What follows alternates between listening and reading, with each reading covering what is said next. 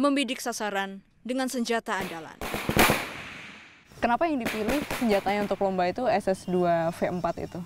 Selain SS2V4 sudah terbukti beberapa kali bisa menjuarai lomba yang kita ikuti, kita memunculkan bahwa produk Indonesia itu ada senjata yang bagus dan handal untuk digunakan tentaranya. Sebuah prestasi yang menuai tantangan. Yang belum mandiri apa sih, Pak?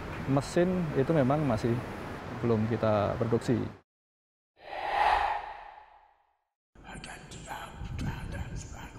Mereka, para pembuat gambar bergerak.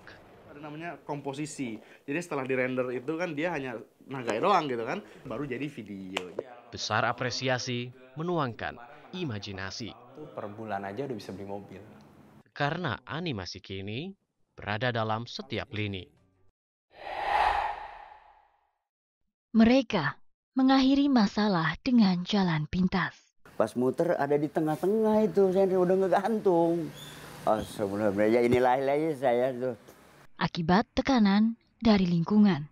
Jadi setelah saya dihakimin gitu, malah saya semakin ingin bunuh diri gitu.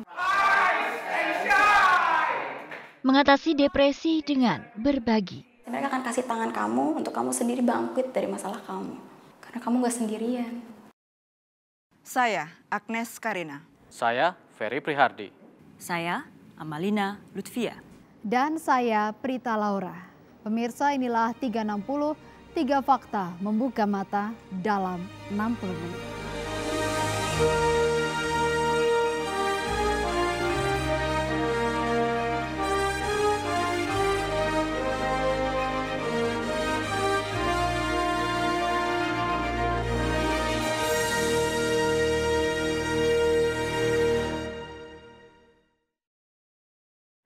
Kemenangan mutlak tentara Indonesia di salah satu ajang menembak internasional telah melambungkan rasa bangga. Apalagi senjata yang digunakan dalam lomba adalah pistol dan senapan serbu buatan kita sendiri. Agnes Karina berbincang dengan sang juara tembak, peraih 4 kali penghargaan internasional karena memakai senjata produksi dalam negeri. Karina juga menelusuri bagaimana pengujian senjata dan perakitan kendaraan khusus di Bandung, Jawa Barat. Inilah alat utama sistem persenjataan yang diharapkan bisa mendukung kekuatan pertahanan Indonesia.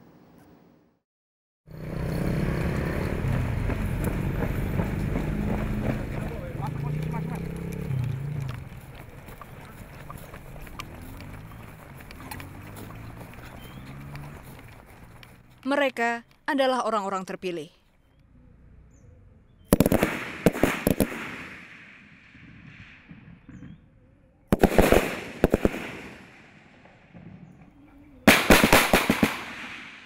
Delapan petembak terbaik di TNI Angkatan Darat yang pada bulan Mei mendatang akan bertanding di ajang menembak internasional.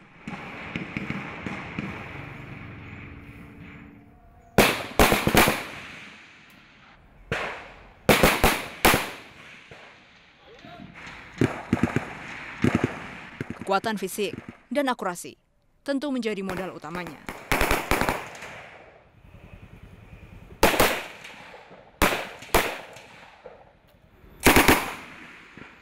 Di antara mereka ada Letda Infanteri Poltak Siahaan, sang langganan juara menembak individu di ajang Australian Army Skills Arms Miring atau ASAM. Dari total 23 medali emas bagi Indonesia di tahun 2016 lalu, Poltak menyumbang 6 di antaranya. Sudah ada berapa lomba nih Bang yang pernah dijalani, nasional ataupun internasional? Kalau untuk lomba di dalam negeri sudah banyak ya, tetapi untuk yang di luar negeri kami sudah mengikuti BESAM, ARM sama ASAM. Di ajang menembak antar tentara Angkatan Darat ini, dari 20 kontingen di 18 negara, Tentara Angkatan Darat Indonesia telah meraih juara umum sebanyak 9 kali. Proses seleksi untuk mencari petembak terbaik dilakukan dengan ketat. Kan memang semua tentara pasti harus bisa menembak gitu ya. Kualifikasi apa yang dibutuhkan supaya bisa ikut lomba? Kualifikasi untuk olahraga pada umumnya kan tentu mempunyai fisik yang prima, disiplin, dan mungkin ada faktor-faktor yang menunjang khususnya untuk menembak, yaitu pengendalian diri dan intelijensia.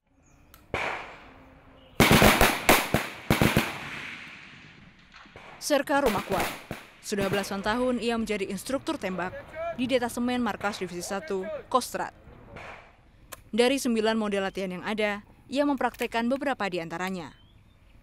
Dalam satu set latihan, ada 60 butir peluru yang digunakan. Serial 2. Watch and shoot! Watch and shoot! Menurut Rumakwai, materi latihan untuk senapan lebih sulit dibanding senjata lain. Ini latihannya simulasi dari asamnya atau ya, gimana? Ya betul, simulasi. Ini udah masuknya med tim. Oh ini bergu ya Pak ya? Ya. Satu regu ada berapa sih Pak? 8 orang. 8 orang. Yang paling menantang apa Pak dari semua match itu? Untuk dilatih nih, yang paling sulit dilatih apa? Senapan. Senapan paling sulit? Ya, senapan yang paling sulit. Karena tingkat kesulitan lebih tinggi daripada materi yang lain. Rumakwai lalu mengungkapkan 2 unsur utama yang menentukan kemenangan pada suatu pertandingan. Hal inilah yang dimiliki Letda Poltak. Kan beberapa kali Letda Poltak menang gitu ya Pak ya? Keunggulannya Letda Poltak itu apa Pak? Yang pertama kualitas individu, kemudian didukung dengan alutsista sendiri. Kalau tidak ada perpaduan antara 2 faktor itu nggak mungkin kita. Jadi senjatanya bagus, ya. Yang makainya juga bagus. Yang waktu menang kemarin pakainya senjata? Kita menggunakan senjata SS2 P4 buatan Pindad. Kenapa yang dipilih senjatanya untuk lomba itu SS2 V4 itu? Ya, selain SS2 P4 sudah terbukti beberapa kali bisa menjuarai lomba yang kita ikuti, kita memunculkan bahwa produk Indonesia itu ada senjata yang bagus dan handal untuk digunakan tentaranya. Bagusnya apa sih Bang senjata itu?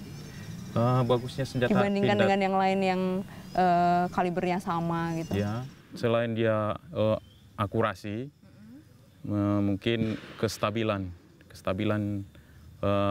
perkenaan atau groupingnya itu bisa lama. Letda Poltak lalu menunjukkan kepada saya senapan SS2 varian 4 buatan Pindad yang digunakannya dalam kemenangan lalu.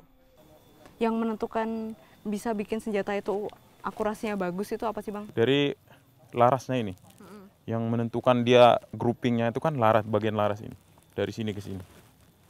Tetapi yang lainnya juga mendukung. Contohnya seperti ini. Ini harus daya tahannya lama dan harus presisi masuk ke dalam. Usai melihat keunggulan senapan buatan Pindad, saya menyambangi tempat pembuatannya. Di kompleks BUMN seluas sekitar 66 hektar inilah, sebagian besar alat utama sistem persenjataan Indonesia dibuat.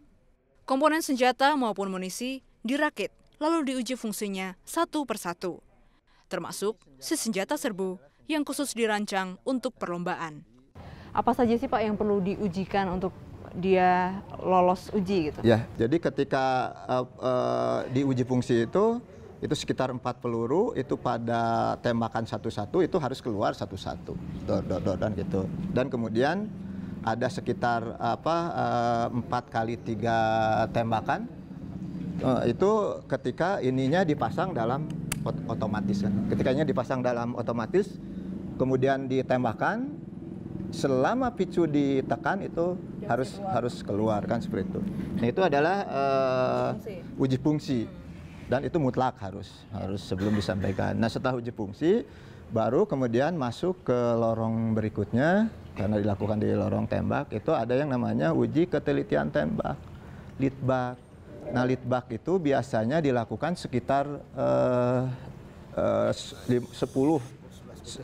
sampai 11 butir ya, karena ada koreksi, satu koreksi dibuang gitu kan. Nah itu yang tadi, bahwa untuk senjata med, itu perkenaan di jarak 100 meter itu tidak boleh di atas 3 cm.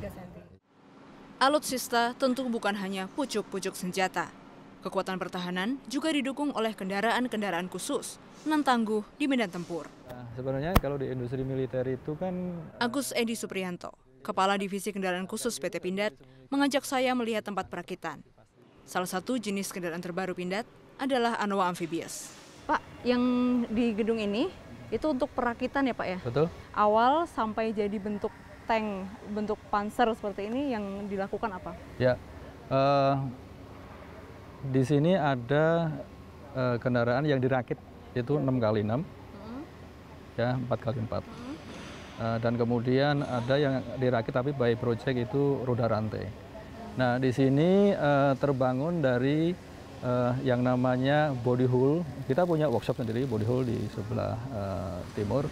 Body hull itu setelah selesai kemudian mereka menata sedemikian rupa di sini. Kemudian sekarang itu sudah mulai kita masuk ke yang amphibious version, jadi versi ANOA yang amphibious, yang memiliki kemampuan untuk mengarungi air, misalnya apakah itu di sungai besar, kemudian apakah itu di danau atau laut yang memang memiliki karakteristik khusus, artinya ada batasan-batasan yang boleh dilewatin di situ.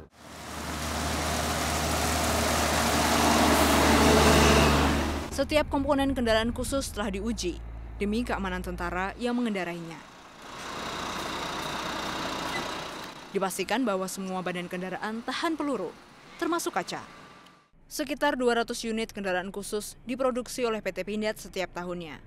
Penggunaannya bukan hanya dalam negeri, namun karya anak bangsa ini telah dikenal pula di dunia internasional. Namun sayang, mesin yang digunakan oleh kendaraan khusus ini belum mampu dibuat di dalam negeri. Seperti ANOA itu bisa, ini sekarang sudah sampai hampir 400-an ya, hampir 400-an. Terus kemudian kapasitas setting tahun 2016, mulai tahun 2016 ya, itu sudah 200 unit per tahun, varian, all varian. Jadi kita punya 3 lini pokok sebenarnya adalah ANOA 6x6, kemudian Badak ya 6x6, kemudian Komodo 4x4. Nah ini sebagai lini produk kita. Tapi ada produk-produk yang bersifat project, kerjasama dengan luar negeri yang itu mengandung unsur lokal konten. Nah itu terpisah. Kendaraan ANOA kita itu dipakai oleh pasukan kita PMPP, ya seperti ke Lebanon, ke Sudan gitu ya. Yang belum mandiri apa sih Pak? Kalau untuk di industri seperti kami, mesin itu memang masih belum kita produksi. Jadi kita masih ada kerjasama dengan pihak vendor luar negeri untuk bisa memenuhi kebutuhan spesifikasi yang kita inginkan. Karena di kendaraan militer itu ada spek-spek yang memang khusus bagaimana dia memiliki kemampuan lebih dibandingkan daripada mesin-mesin yang lain. Nah inilah yang barangkali menjadi tantangan kalau bicara tentang ketersediaan dari komponen ya, seperti itu. Kebanggaan akan kemampuan memproduksi alutsista berteknologi canggih bukan hanya milik prajurit terbaik ini, namun juga seluruh masyarakat Indonesia. Apalagi jika kebutuhan persenjataan dan kendaraan militer dalam negeri terpenuhi oleh karya tangan terampil bangsa sendiri. Kesulitannya apa Pak? Kenapa belum bisa membangun mesin sendiri? Saya kira ini menjadi tantangan kita semua bahwa mesin untuk yang khusus ini memang jumlah yang dikonsumsi tidak begitu banyak. Sehingga, karena produksinya sedikit maka lebih sulit gitu ya Pak? Sebenarnya masalah harga, skala ekonomi. Tapi kita berharap Indonesia memiliki industri mesin yang mampu memenuhi kebutuhan PT Pindad. Saya kira itu harapan kita. Menyingkap potensi dunia animasi yang menjanjikan di masa depan. 360 segera kembali.